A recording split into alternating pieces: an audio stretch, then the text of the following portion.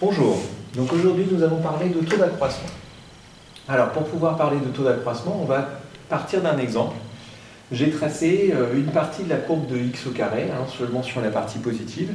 Ce qui va m'intéresser, c'est ce qui se passe au niveau de x égale 2. Alors j'aurais pu choisir autre chose, on mettra une formule générale ensuite, mais c'est simplement pour faire un exemple, pour voir un petit peu comment ça se passe.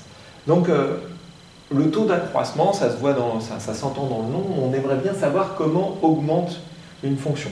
Alors on voit bien que pour une courbe en général, le taux d'accroissement n'est pas constant, c'est-à-dire que là je vais moins vite, je vais de plus en plus vite dans une fonction x au carré. Donc je vois bien que le taux d'accroissement n'est pas régulier ou en tous les cas n'est pas constant. Parfois il peut être régulier, des fois il n'y sera pas, on verra les différents cas. Donc on aimerait bien évaluer ce taux d'accroissement. Par contre, on sait bien le faire sur des droites, parce que le taux d'accroissement pour une droite, vous le connaissez, c'est le coefficient directeur. De combien je monte divisé par combien j'avance. Le delta y divisé par delta x. Ça, c'est pour une droite. Justement, on va se ramener à une droite. C'est-à-dire que, comme moi, ce qui m'intéresse, c'est ce qui se passe ici, j'aimerais bien avoir le taux d'accroissement à cet endroit-là, localement, je vais choisir un point qui est un petit peu après 2. Donc ce point qui est un petit peu après 2 peut être un peu loin, c'est pas très grave. Je vais dire que c'est 2 plus quelque chose. Okay.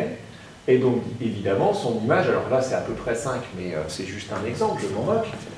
Son image c'est f de 2 plus h. Donc ici c'est 2 plus h au carré. En fait, si ma fonction f c'est x au carré.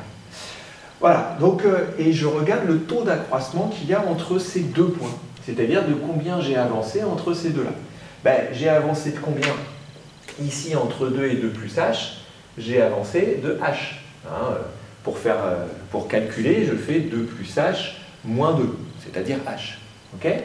Et puis, de combien j'ai augmenté ici en y? En fait, c'est f de 2 plus h moins f de 2, c'est-à-dire ici 4. Okay. Donc, mon taux d'accroissement dans ce cas-là particulier, c'est de combien j'ai avancé divisé, combien j'ai augmenté divisé par combien j'avance. En passant, si c'est négatif, c'est pas un problème, je vais avoir un taux d'accroissement négatif, comme pour les coefficients directeurs. Donc ici, le taux d'accroissement, le taux d'accroissement en 2 de ma fonction f, c'est quoi? De ma fonction x au carré, c'est 2 plus h au carré moins 2 au carré sur h. Voilà.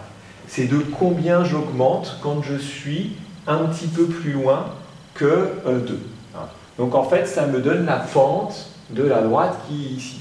Voilà. Donc ce taux d'accroissement ici, ça donne, je peux le calculer, je développe mon carré ici, donc ça fait 4, plus le double produit 4h, plus h au carré, moins 4 sur h. Donc je me retrouve avec 4 moins 4 qui s'élimine, donc ça fait 4h plus h au carré sur h. Ça se simplifie, je peux mettre h en facteur en haut, donc ça fait h facteur de 4 plus h, le tout sur h. Donc si h est différent de 0, bien sûr, autrement ça n'a pas de sens, mon calcul. Pardon, c'est h pas k. Donc h différent de 0. Donc à ce moment-là, ça fait 4 plus h. Donc ce taux d'accroissement vaut 4 plus h, c'est-à-dire qu'à chaque fois que je vais augmenter de h ici, mon coefficient directeur de la droite qui va de ce point-là à ce point-là, c'est 4 plus h. Voilà, donc ça c'est la définition. Alors on verra plus tard le lien avec ce qu'on appelle la dérivée.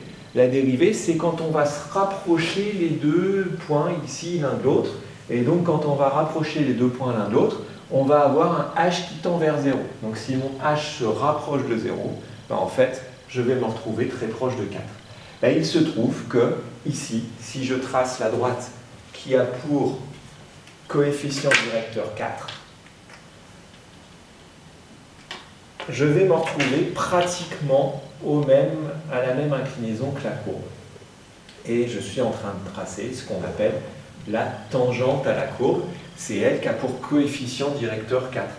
Vous voyez que ici je vais passer, si je la continue comme ça, je vais bien, quand j'avance de 1, je monte de 4, c'est bien celle-là. Donc celle qui a pour coefficient directeur 4 correspond bien à ma tangente en 4, c'est-à-dire la droite qui va approximer la courbe le mieux possible ici. Voilà. Donc pour résumer tout ça, qu'est-ce que c'est le taux d'accroissement? C'est de combien je monte par rapport à combien j'avance pour une fonction quelconque et en un point quelconque. Si je mets plus 2 mais je mets a, le taux d'accroissement en a de ma fonction f, ben c'est f de a plus h moins f de a, donc de combien j'ai augmenté en passant de a à a plus h, divisé par h. Voilà. Donc ça, c'est la définition du taux d'accroissement d'une fonction f en a. Voilà. C'est tout pour aujourd'hui.